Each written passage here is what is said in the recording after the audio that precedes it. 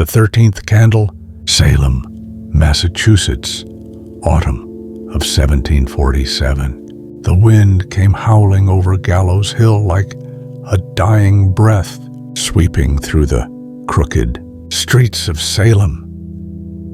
The townsfolk whispered of curses again. Strange things had been happening. Livestock vanishing, children waking up with bruises shaped like fingers, and the church bell ringing at midnight when no soul dared pull the rope. On the edge of town stood the home of Widow Mercy Black, a midwife who never seemed to age.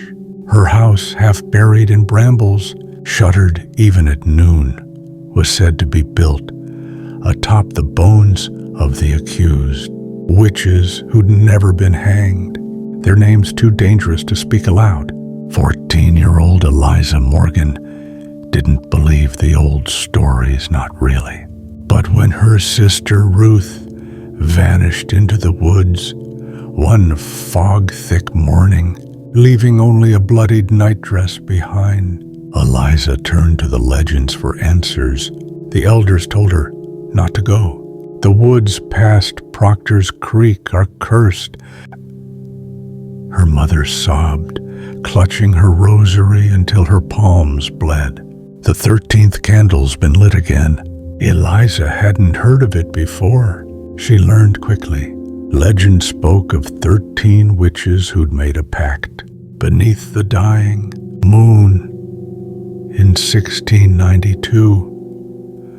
12 had been caught and executed, but the 13th had vanished. Once every 55 years, the 13th candle was said to reappear at the base of Gallows Hill, lit by something not of this world. It could grant a wish or take one. That night, Eliza followed the whisper of her sister's voice into the forest. The deeper she went, the thicker the air became, as if the trees were breathing. Roots moved underfoot like veins. Owls watched in silence, their eyes too human. She reached the clearing just as the moon turned red. There, stuck in the earth like a dagger, was a black candle, burning with a blue flame. Her sister Ruth stood behind it, smiling, but her eyes were wrong, empty and reflective, like the bottom of a well. "Say the name," Ruth said. "Say the 13th name." "I don't know it." "You do. It's in your blood." Then Eliza remembered her grandmother's name. One whispered in shame at family gatherings. Silence black. The 13th. The candle flared and the world split open. Roots erupted from the ground, wrapping around her feet, her arms.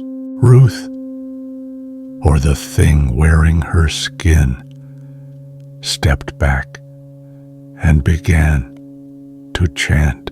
But Eliza had brought more than curiosity.